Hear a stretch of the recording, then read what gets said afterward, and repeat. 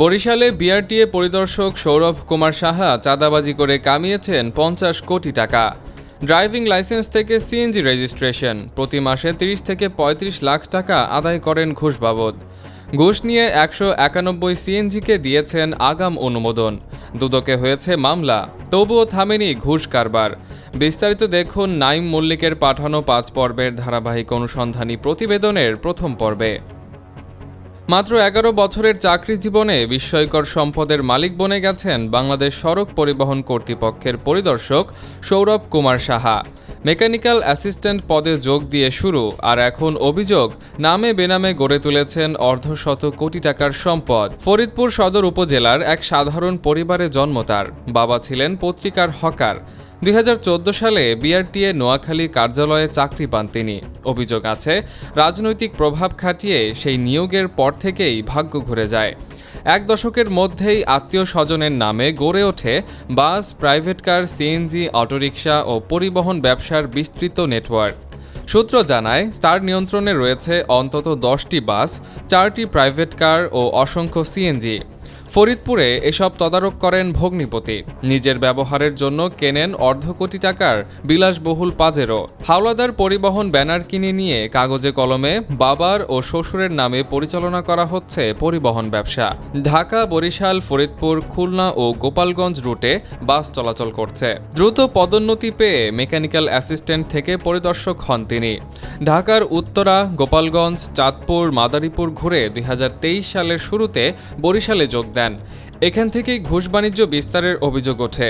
স্থানীয় সূত্র জানায়, ড্রাইভিং লাইসেন্স, ফিটনেস ও রেজিস্ট্রেশন এই ৩ খাত থেকেই মাসে ৩০ থেকে ৩৫ লাখ টাকা অবৈধ আয় করেন তিনি। প্রতি লাইসেন্সে ২৫০০ টাকা নেন বলে অভিযোগ।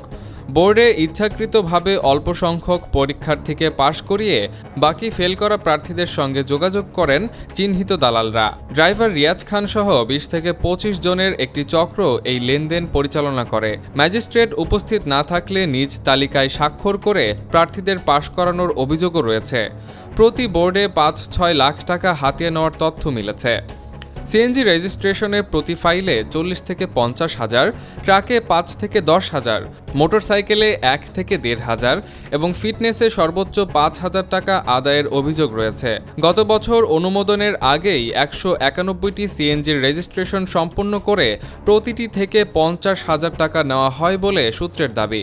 ঘটনা ফাঁস হলে চলতি বছরের জানুয়ারিতে দুর্নীতি দমন কমিশন কর্মকর্তা রাজকুমার সাহা বাদী হয়ে মামলা করেন।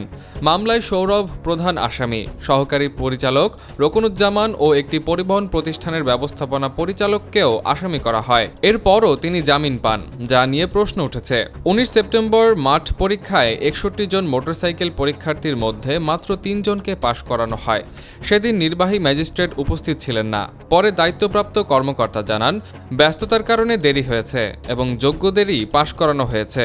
বর্তমানে বরিশালের নতুন বাজার এলাকায় ভাড়া বাসায় থাকলেও অফিসে যাতায়াত করেন দামি গাড়িতে।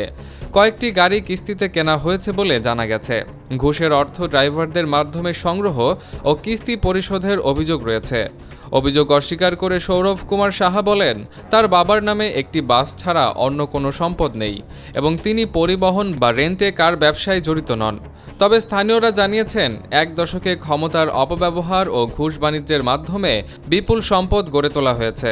আত্মীয় স্বজন ও দালাল চক্রকে সামনে রেখে গড়ে উঠেছে প্রভাবশালী অর্থনৈতিক বলয়। দর্শক, পরবর্তী পর্বে থাকছে সম্পদের কাগজপত্র, ব্যাংক লেনদেন ও রাজনৈতিক প্রভাবের নেপথ্যের কাহিনী নিয়ে বিস্তারিত। চোখ রাখুন অগ্রযাত্রা প্রতিদিনে।